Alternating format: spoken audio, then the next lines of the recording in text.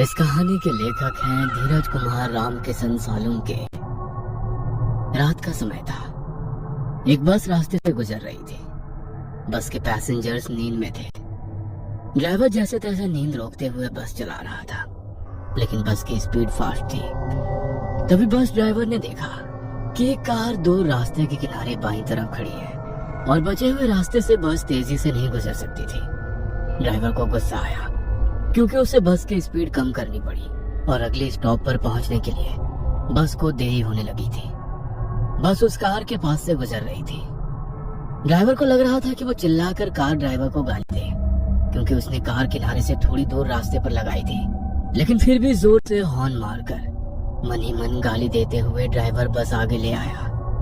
Driver तेजी से बस चलाने लगा। कुछ आधे घंटे बाद बस जंगल के रास्ते तक पहुंची। तभी ड्राइवर ने देखा कि एक आदमी रास्ते के बीचों बीच से भाग रहा है। उसकी पीठ पर एक बैग थी। ड्राइवर जोर जोर से हॉर्न मारने लगा ताकि वो आदमी रास्ते के बाजू हट जाए, लेकिन हॉर्न की आवाज सुन पर रुक गया और पलटकर बस को रोकने के लिए चिल्लाते हुए दोनों हाथ उठाकर हिलाने लगा। ड्राइवर को लगा कि वो आदमी मुसीबत में होगा, इसीलिए उसने बस रोक दी। बस रोकते ही कंडक्टर ने बस का दरवाजा खोल दिया। वो आदमी हाँफते हुए बस में चढ़ गया और चिल्लाते हुए बोला, जल्दी बस भगाओ, भगाओ वरना वो आ जाएगी। बस रुकने के कारण और उस आदमी के चिल्लाने के कारण पैसेंजर्स नींद से जाग गए। ड्राइवर उस आदमी की तरफ मुड़कर देख रहा था। तभी वो आदमी फिर से चिल्लाया, अरे भगाओ वरना वो सब लोगों को मार डालेगी। ये सुन ड्राइवर के साथ साथ बस के सभी लोग घबरा गए और बस ड्राइवर ने वहाँ से बस भगाई। क्या हुआ भाई साहब, आप इतने डरे हुए क्यों हो और आप किसके बारे में बात कर रहे हैं? कौन आएगी? उस आदमी ने अपनी पीठ से बैग निकालकर नीचे उसके पैर के पास रखी और कंडक्टर के बगल में बैठ गया। वह पसीने से लथपथ हो गया था। उसका शर्ट फटा हुआ था और उसके शरीर पर कुछ जख्म भी थे जिसमें से खून बह रहा था। पैसेंजर्स उसे घूर रहे थे।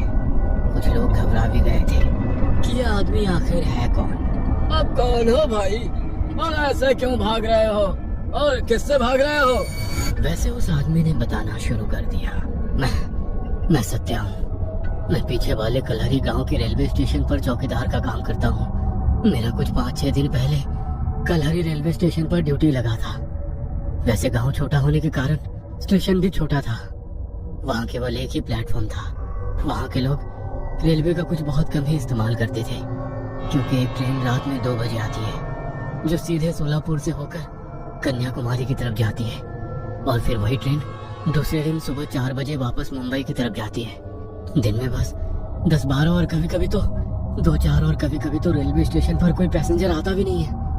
मैं वहां जाकर बहुत खुश था, क्योंकि पार्किंग में कभी कभार गाड़ियां रुकती थी।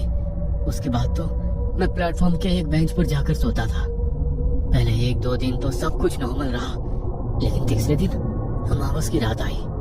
मुझे घर से माँ और बीवी का फोन आया कि आज के दिन रात में ठीक से ड्यूटी करें और भगवान का नाम लेते हुए ड्यूटी करें और अंधेरे से दूर ही रहे। मैंने हाँ भरी। उस रात पूरा स्टेशन खाली था। मुझे हर रोज की तरह उस रोज भी कोई काम नहीं था। टिकट काउंटर पर बैठा सुरेश मोबाइल में घुसा पड़ा था। पैसेंजर्स नहीं आते, इसलिए स्टेशन पर कोई कैंटीन या ठेके वाला भी नहीं था। मैं प्लेटफॉर्म के बेंच पर बैठा झपकी ले रहा था। तभी मेरे पीछे से एक छोटा बच्चा चिल्लाते हुए आया, बचाओ काका, बचाओ। उसके चिल्लाने से मैं डर कर जाग गया। मैंने आंखें खोली और मुड़कर देखा।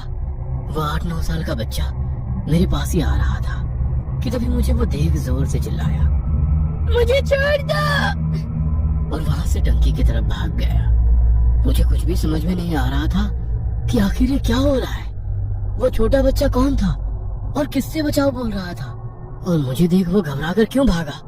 वो बच्चा भागकर टंकी के पीछे छिप गया।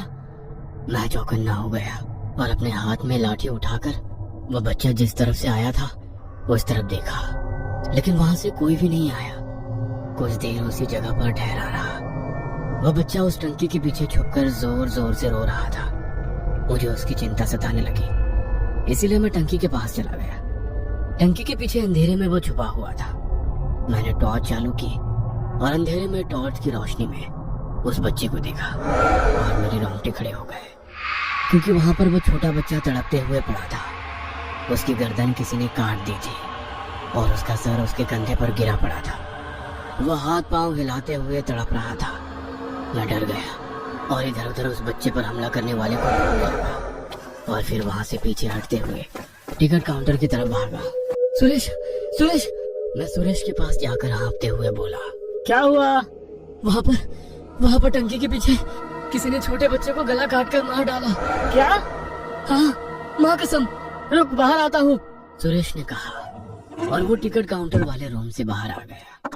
मैं उसे टंकी के पास तक ले गया। मेरी उसके पीछे जाकर उस बच्चे को देखने की हिम्मत नहीं हो रही थी, इसलिए मैंने सुरेश को अकेले वहां जाने के लिए कहा। सुरेश घबराते हुए टंकी के पीछे गया। कुछ ही वक्त में वो टंकी के पीछे से बाहर आया और बोला, कहाँ है बच्चा? वही तो है, टंकी के पीछे खून से लथपथ पड़ा। उसकी गर्दन कट चुकी है और उसके कंधे पर पड़ी है। यहाँ कुछ भी नहीं है, आओ खुद आके देख लो। मैंने वहां जाकर देखा और मेरी आंखें फटी की फटी रह गई, क्योंकि वहां कोई भी बच्चा नहीं था, ना ही वहां कहीं खून की एक बूंद भी थी। वह देख में हक्का बक्का रह गया। अभी तो यही तड़प रहा था, अब कहाँ चला गया? तेरा कोई वहम होगा, जा किसी बेंच पर जाकर लेट जा। उसके दूसरे दिन रात में मैं रोज की तरह प्लेटफॉर्म पर टहल रहा था। आज प्लेटफॉर्म पर 2-3 पैसेंजर सामान के साथ दिखाई दे रहे थे। मैं प्लेटफॉर्म पर खड़ा था, तभी एक आदमी मेरे पास भागते हुए आया और बोला, भाई साहब, उस बेंच पर लेटा एक आदमी जोर जोर से रो रहा है। उसने चादर ओढ़ रखी है, ना जाने उसे क्या हो रहा है। यह सुन मुझे लगा कि शायद कोई गंभीर मामला है, इसलिए मैं भागते हुए उस आदमी के साथ बेंच के पास पहुंचा, जिस पर दूसरा आदमी चादर ओढ़े सोया था और वो रो रहा था। उसकी आवाज से वो कोई बूढ़ा आदमी लग रहा था। ओ चाचा, क्या हुआ? क्यों रो रहे हो? मैंने पूछा। मेरी आवाज सुन वो जोर से चीखा, मुझे छोड़ दो, मुझे छोड़ दो। क्या हुआ? अब रो क्यों रहे हो? मैंने पूछा, लेकिन वो केवल एक ही बात दोहरा रहा था, मुझे छोड़ दो, मुझे छोड़ दो। उसके ऐसे बर्ताव से मैं थोड़ा घबरा गया था। भाई साहब, आप चादर खींच के देखो, तभी पता चलेगा कि आखिर इसके साथ क्या हो रहा है। मेरे पास खड़े उस आदमी ने मुझसे कहा और फिर मैंने बेंच पर लेटे शख्स की ओढ़ी हुई चादर खींची और मेरी आंखें फटी की फटी रह गई। मेरे रोंगटे खड़े हो गए, क्योंकि बेंच पर एक बूढ़े आदमी का सर कटा शरीर था और बेंच पर खून फैला हुआ था। वो सर कटा शरीर कटे हुए गले से चिल्लाया। उसमें से कुछ खून की पिचकारियां उड़ी और फिर वो बेंच से उठकर उल्टे पैर दूर अंधेरे में भाग गया। ये देख मैंने अपनी पेंट में ही पेशाब कर दी। डर के मारे मेरे पसीने छूट गए। मैंने अभी अभी एक सर कटे हुए भूत को देखा था, जो उल्टे पांव अंधेरे में भाग गया था। कुछ देर आंखें फाड़ कर देखने के बाद मैं अचानक से चिल्लाया, भूत! और मैं सीधा भागते हुए सुरेश के पास पहुंचा। भूत, भूत! मैं काउंटर पर खड़ा सुरेश से कहने लगा, क्या हुआ? कहाँ है भूत? उसने मुझसे पूछा। मैंने उस बेंच की तरफ उंगली करते हुए कहा, उस तरफ वो सर कटा था, वो उल्टे पैर अंधेरे में भाग गया। बेंच पर पूरा खून फैला हुआ है। क्या? रुक, अभी बाहर आता हूँ और देखता हूँ। और वो टिकट काउंटर रूम से बाहर आया और मैं उसे बेंच के पास ले गया और एक बार फिर मैं चौंक गया, क्योंकि अभी उस बेंच पर खून नहीं था। कहाँ है खून? यही था, पता नहीं कहाँ चला गया अचानक। क्या लगा रखा है? मुझे लगता है तुम्हें आराम की जरूरत है। मैं सच कह रहा हूँ यार, मुझ पर यकीन नहीं है। तो एक आदमी था मेरे साथ, मैंने उसे कहा और फिर पलटकर मैं प्लेटफॉर्म पर उस आदमी को ढूंढने लगा जो मुझे उस बेंच के पास लेकर गया था। वो दूर प्लेटफॉर्म पर बैठे नीचे पैर छोड़कर आराम से बैठा था। मैं सुरेश को उसके पास ले गया। भाई साहब, आप इनको बताइए, आप जिस रोते हुए आदमी के पास मुझे ले गए थे, वो भूत था या नहीं? मैंने आपके कहने पर ही ओढ़ी हुई चादर खींची थी ना, और फिर वो सर कटा भूत अंधेरे में भाग गया था ना? मैंने उस आदमी से कहा। तब वो आदमी मेरी तरफ ही देखने लगा। अरे बताओ ना इनको, क्यों चुप हो? मैंने उस आदमी से पूछा। तभी हमारे पास एक आदमी आया और बोला, भाई साहब, ये बोल और सुन नहीं सकते। ये सुन तो मेरे होश ही उड़ गए। क्या ये आप क्या कह रहे हैं? ये भाई साहब अभी कुछ देर पहले मेरे पास आए थे और इन्होंने खुद अपने मुंह से मुझे उस रोते हुए शख्स के बारे में बताया था। मैं उस आदमी पर चिल्लाते हुए बोला, अरे क्या पागल आदमी है, मैं इसका भाई हूँ। मैंने तो इसे कभी बोलते हुए नहीं सुना। और रही बात ये अब तक आने का, तो ये 1 घंटे से यहीं बैठा हुआ है मेरी आंखों के सामने। वो दूसरा आदमी मुझ पर चिल्लाते हुए बोला। तभी सुरेश ने मेरे कंधे पर हाथ रखा और बोला, यहाँ से चल। और फिर वो मुझे टिकट काउंटर रूम में ले गया। उसने मुझे कुर्सी पर बैठाया और पानी पिलाया। देख भाई, मुझे पता नहीं तुम्हारे साथ क्या हो रहा है, लेकिन लगता है तुम्हारी नींद पूरी नहीं हुई है। तुम अपने कमरे में जाकर सो जाओ। मैं खुद हैरान हो गया था कि वो आदमी एकदम से मुड़कर क्यों गया। वह खुद मेरे पास आया था और मुझे उस रोते हुए आदमी के पास ले गया था। उसने ही मुझे चादर खींचने के लिए कहा था और फिर मुझे सरकटा भूत दिखा था। और फिर अचानक से वो बहरा और गूंगा कैसे हो गया। मुझे कुछ भी समझ में नहीं आ रहा था कि ये मेरे साथ क्या हो रहा है। मैं वहां से उठकर मेरे रूम में सोने चला गया। दूसरे दिन सुबह मैंने यह हादसा मेरी माँ को बताया। तब मेरी माँ ने कहा कि शायद वो रेलवे स्टेशन भूतिया हो और वहाँ कुछ आत्माएं भटकती हो। वो मेरी चिंता करने लगी और जॉब छोड़ने के लिए कहने लगी, लेकिन बड़ी मुश्किल से मुझे वो जॉब मिली थी। मैं उसे छोड़ नहीं सकता था।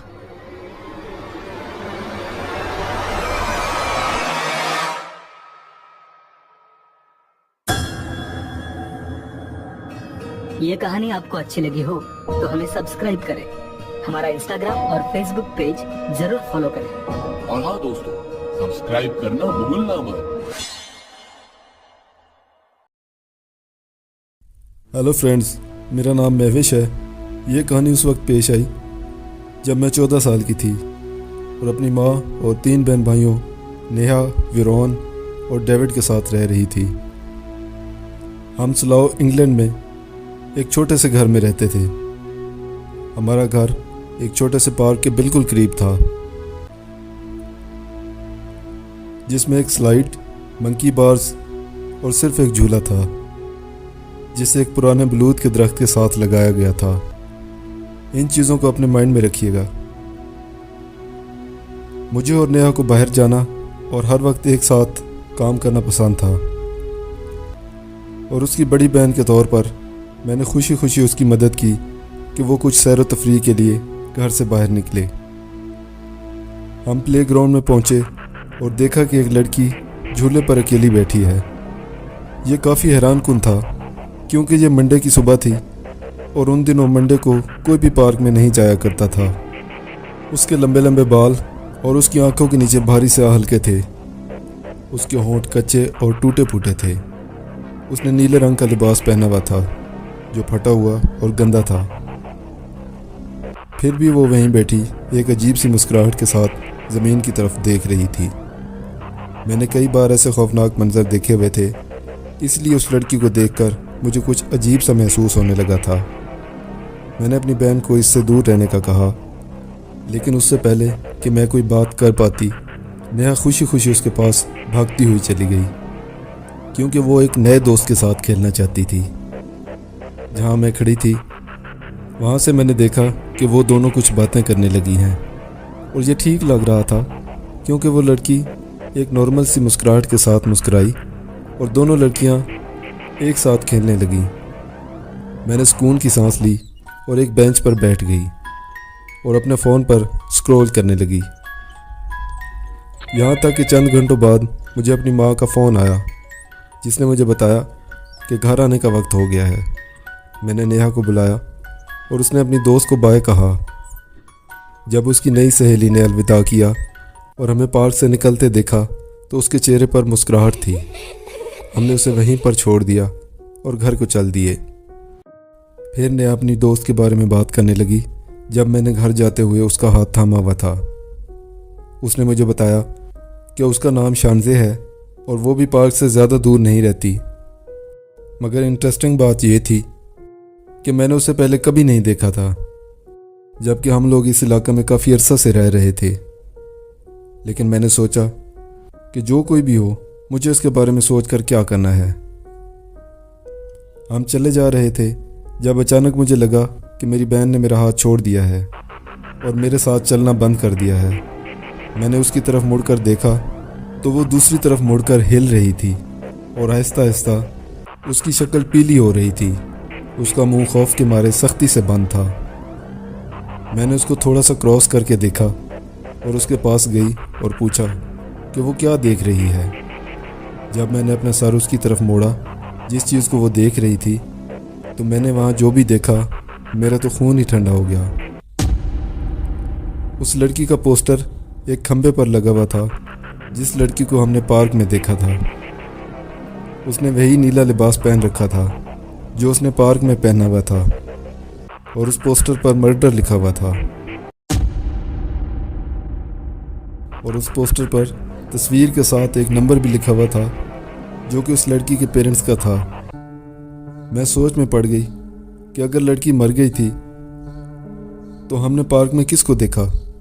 मैं अपनी बहन के साथ घर पहुंची और अपने भाइयों को इस वाक़ये के बारे में बताया, मगर वो तो हम पर हंसने लग गए और हमें पागल कहा। मैंने उस लड़की के पेरेंट्स के नंबर पर फ़ोन किया तो पता चला कि उनकी बेटी इसी पार्क में मुर्दा पाई गई थी। किसी ने इस छोटी बच्ची को मारा पीटा और किसी तेज़ धार आले से उस पर वार कर दिया। फिर उसकी लाश को बलूत के दरख्त के साथ झूले से लटका दिया। वो 2 हफ्ते पहले मुर्दा पाई गई थी। नेहा और मैं इस नई इन्फॉर्मेशन के बाद घबरा गए और फिर कभी इस पार्क में वापस नहीं गए। इस वाक़े के बाद हम फ़ौरन वहाँ से चले गए, लेकिन इतने साल गुजरने के बाद भी नेहा और मैं इस वाक़े को और नीला लिबास पहने हुए इस लड़की को नहीं भूल सकते।